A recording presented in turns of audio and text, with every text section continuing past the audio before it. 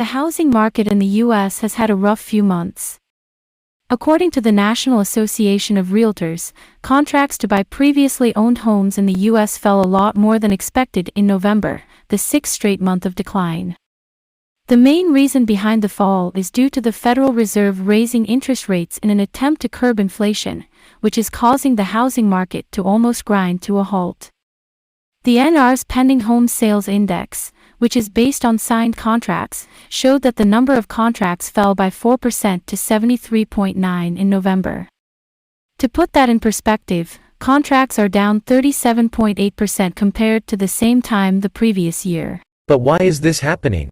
Well, the housing market is particularly sensitive to changes in interest rates, and the Fed's aggressive rate hikes have caused borrowing costs to increase significantly.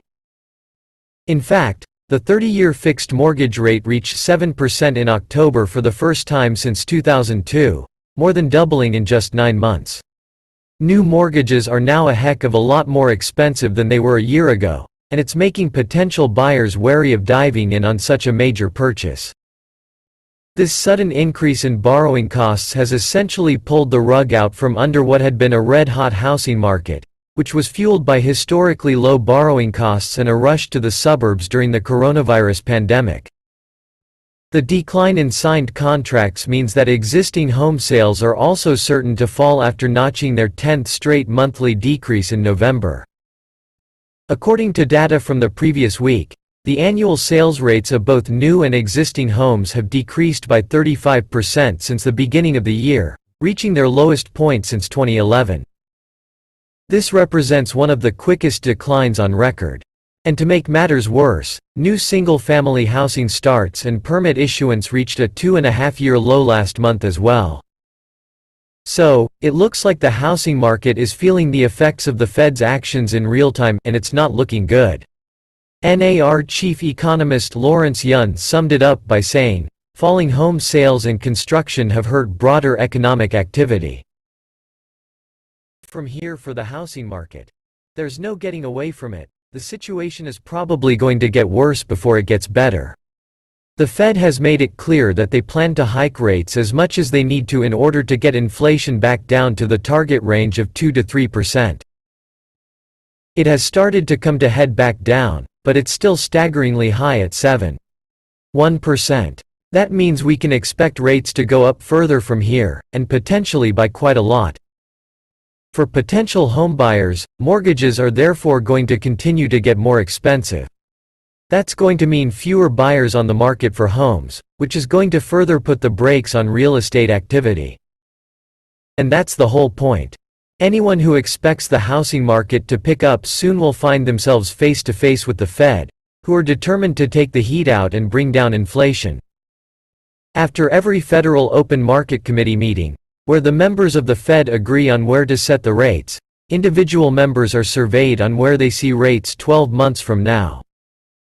This is known as the dot plot, due to the way the data is represented, and the current dot plot shows the median expectation for rates is that they hit 5.1% by the end of next year.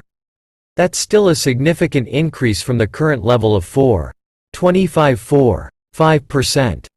Been looking to get on the housing ladder? This change in interest rate policy is likely to have thrown you for a bit of a loop.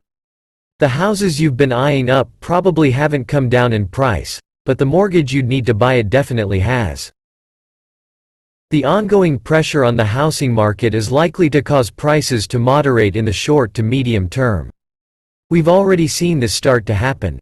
According to Redfin, the median sale price in May in the U.S. hit $433,425.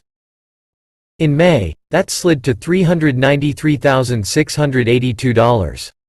If interest rates continue to go up as they're expected to, and home sale numbers also continue to fall, it's highly likely that prices will keep going down too. That's going to take some of the sting out of the rising cost of a mortgage. You'll still be paying a higher level of interest than you would have been 12 months ago, but if the price of the home you're buying going down too, then the mortgage might not be as big. Either way, one of the best ways to help insulate yourself against these sorts of changes is to have a bigger down payment. The bigger the down payment, the more mortgages that will likely be available to you and the lower your ongoing repayments can be. For those looking to boost the size of their down payment, there are a couple of options you can consider.